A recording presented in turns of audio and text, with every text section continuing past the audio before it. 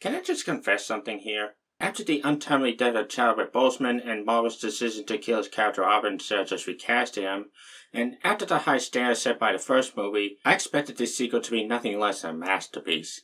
But judging by the title of this video, you can probably guess this movie is anything but.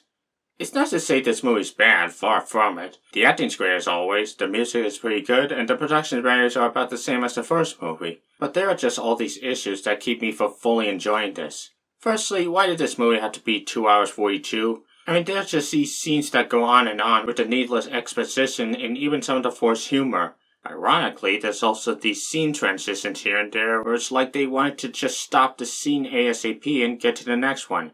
Like, there's a scene where one of the FBI agents arrests Martin Freeman for disclosing a particular secret about Wakanda, but it's edited in such a way where she's like, oh, by the way, you're under arrest, and she pulls out some handcuffs out of a drawer, and the scene just cuts before she could fully pull them out. We don't even get to see Martin Freeman's reaction to this. Also, why doesn't this movie just tell us exactly what killed T'Challa? Like, for a movie claiming to be a full-length tribute to Chadwick Boseman, you'd think they'd at least explain why his character died. But no, they keep it ambiguous in favor of important things, like, what's that makeup Okoye is wearing over her bald head? By the way, remember the end of the last movie where T'Challa and the rest of Wakanda learned to share the vibranium to the rest of the world and stop keeping it a secret? Well, it's like Marvel didn't even see the last movie because this movie's all about Wakanda trying to keep the vibranium to themselves in fear that others may misuse it. I mean, this isn't Dracula has to learn to trust Johnny all over again levels of sequelitis, but it's still noticeable. Speaking of Marvel copying from themselves,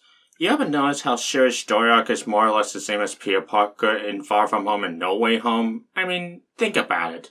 At the aftermath of Endgame, she loses the person she idolizes the most and has to bear the responsibility of trying to live up to his standards until she eventually does by the end.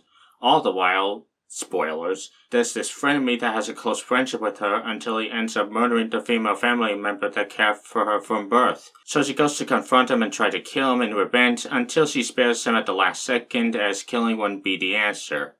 Is the MCU on repeat or something? So yeah, it's safe to say Phase 4 ended not with a bang but with a whimper. While I'd still recommend you guys see it, I'm just warning you not to go into it expecting the next Oscar contender or something. So I'll give Black Panther Wakanda Forever, I guess, a seal by accuracy. You know it's really saying something when Thor Love and Thunder is actually my most preferred Marvel film this year. And that's the movie with a 60-something% rating on Rotten Tomatoes. I just hope this was just another slump and Marvel can go back to blowing us away.